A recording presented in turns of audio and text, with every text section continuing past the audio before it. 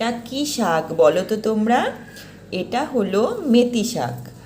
আর এই মেথি শাক, আমি এই মেথি শাকের পাতাগুলোকে শুকিয়ে রেখে দিই। সেটা কাসুরি মেথি হিসাবে আমি তড়কা যখন তৈরি করি, শীত গরম বর্ষা যখনই তড়কা তৈরি করি, তখন এই পাতাগুলোকে আমি শুকিয়ে যেটা কাসুরি মেথি তৈরি করে রেখে দিই, সেটাকে আমি ওই তড়কার মধ্যে ইউজ করি। কাসুরি মেথি খুব টেস্টি হয়। এমনিও বাজারে কিনতে পাওয়া যায় কাসুরি মেথি, তো এই পাতা শুকিয়ে যেটা আমি তৈরি করি সেটা আরও বেশি টেস্টি হয়।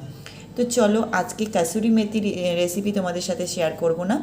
আজকে আমি তোমাদেরকে এই মেথি শাক কীভাবে রান্না করতে হয় নতুনত্বভাবে, আলু বেগুন এগুলো দিয়ে একটা চচ্চড়ি টাইপের কিভাবে করতে হয় আর খুব টেস্টি হয়, তো কিভাবে করি চলো তোমাদের সাথে আজকে আমি শেয়ার করি। আর মেথি শাকটা খেলে টয়লেট দিয়ে পটি দিয়েও কিন্তু গন্ধ বেরোয়, কারণ এই গন্ধটা আমার অতটা বেশি ভালো লাগে না। তরকার মধ্যে দিলে ভালো লাগে, কিন্তু এমনি কিন্তু ওই রান্না যে শাক যে রান্না করে সেটা কিন্তু ভালো লাগে না। তো চলো, আমি যেইভাবে রান্না করব সেই ওই গন্ধটা ফ্লেভারটা অতটা থাকবে না, হালকা থাকবে আর টেস্টি অনেক টেস্ট হবে। আর আমি শাক অত পছন্দ করি না, কিন্তু এই শাকটা এইভাবে রান্না করলে আমার খুব ভালো লাগে। তো চলো, আজকে যারা যারা পছন্দ করো এই শাক খেতে আর যারা যারা পছন্দ করো না, সবারই আশা করছি ভালো লাগবে। তো চলো দেখতে থাকো। প্রথমেই আমি এই শাকগুলোকে, এই ডান্ডিগুলোকে দেখো ছাড়িয়ে নিয়েছি। এই যে এর শুধু এই পাতাগুলোকে আমি বেছে বেছে নিয়েছি, পাতাগুলো। এর কিন্তু আমি শাক মানে পাতাগুলো নেব, ডাঁটগুলো নেব না, কচি কচি মাথার পাতাগুলো আমি বেছে নিয়েছি। এবার এটাকে কুচাবো, ভালো করে কুচিয়ে তারপরে বারবার করে ধুয়ে একটু চিপটিয়ে ধুয়েছি, যাতে এর গন্ধটা চলে যায়, অতটা না থাকে। এভাবে আমি ধুয়ে নিয়েছি কেটে। আর এদিকে এই যে বেগুন আর আলু ছোট ছোট করে কেটেছি, তোমাদের দেখিয়েছি। এরপর চলো দেখি কি করি। ফোড়নে দেব কাঁচা লঙ্কা, শুকনো লঙ্কা, অল্প একটু মেথি আর কালো জিরা, আর দেবো একটু আদার পেস্ট। তো কড়াইতে আমি তেল দিয়ে দিয়েছি, দেখো বেশিও তেল দিইনি। তো তেলের মধ্যে আমি শুকনো লঙ্কা আর তোমাদের যেগুলো দেখালাম আমি ফোড়নে দেব, কালো জিরে আর মেথি ফোড়ন দিয়ে দিয়েছি। যেহেতু মেথি শাক, এই ফোড়নটা একটু লাল লাল হলে সঙ্গে সঙ্গে আমি দিয়ে দেবো এর মধ্যে কাঁচা লঙ্কা। তো কাঁচা লঙ্কাটা দিয়ে একটু নাড়াচাড়া করব, বেশিক্ষণ করলে পুড়ে যাবে। যেহেতু মেথি আছে, তারপর আমি দেব বেগুন আর আলুটা। আলু আর বেগুনটাকে, এটা কিন্তু উত্তর ভারতের দারুণ এই রেসিপিটা দিয়ে রুটি, তারপর ওরা মানে নান এগুলো কিন্তু এই দিয়ে এটা দিয়েই খায়। তো দিলাম একটু আদা বাটা, দিলাম একটু হলুদ গুঁড়ো।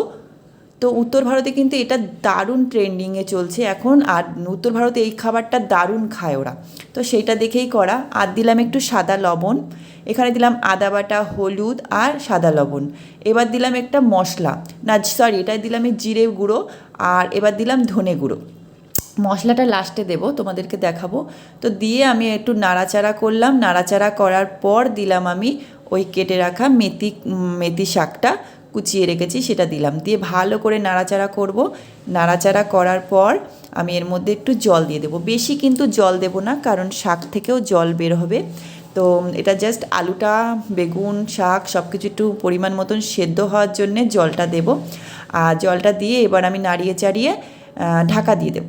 তো ঢাকা দেবো আর মাঝে মাঝে একটু খুলে নাড়িয়ে দেবো। তো মাঝে মাঝে একটু নাড়িয়ে দিয়েছিলাম, তো দেখো অনেকটাই জল টেনে গেছে আর আমার অনেকটাই সেদ্ধ হয়ে গেছে। আর আমি এরকমভাবে খুন্তির সাহায্যে আমি এরকমভাবে মানে করে দেবো। দেখো এর মধ্যে অনেকটা এখনও জল আছে, তো জল আছে, সেই জলটা আমার টানবে এখনও। আর একটু হালকা সেদ্ধ হবে, সমস্তটা সেদ্ধ হয়েছে। আর জলটা টেনে দিলেই, মানে জলটা টেনে নিলেই আমি মশলা ছড়িয়ে দেখবেই তোমরা কীভাবে কি নামাবো। তো দেখো গ্যাসের ফ্লেম কিন্তু কমানো। এখানে এবার একটু চিনি অ্যাড করে দিচ্ছি লাস্টে, আমার সেদ্ধ হয়ে গেছে। আর এটা হলো একটা মশলা, নামানোর আগে এই মশলাটা আমি অবশ্যই দিই। এই মশলাটা হলো ধনে, জিরে, এলাচ, তেজপাতা, শুকনো লঙ্কা, এগুলো শুকনো খোলায় ভালো করে টেলে গুঁড়ো করে রাখা।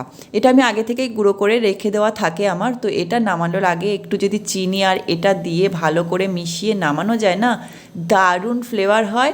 মানে যে একটা তিতকুড়ে ভাবও থাকে আর একটা গন্ধও থাকে, সেই গন্ধটা একদমই থাকে না, হালকা থাকে না বললেই ভুল। তো দেখো আমার অলরেডি রেডি হয়ে গেছে। তো দেখো দারুণভাবে দারুণ রেসিপি, তোমরা একবার ট্রাই করলে বারবার খাবে। তো দেখো এই যে আমার পুরোপুরি রেডি হয়ে গেছে। তো একবার খেয়ে অবশ্যই আমাকে কমেন্টে জানাতে ভুলবে না কেমন হয়েছে। আমি তো শাক খাই না, কিন্তু এই শাক খেলে মানে এই শাক দিয়ে ভাত আমি অনেকটাই খেতে পারি। তো টাটা সবাইকে, আবার ফিরে আসবো অন্য কোনো ডান্স ভিডিও বা ব্লগিং ভিডিও বা রান্নার ভিডিও নিয়ে। ততক্ষণ তোমরা ভালো থাকো, সুস্থ থাকো, আনন্দে থাকো। তো টাটা।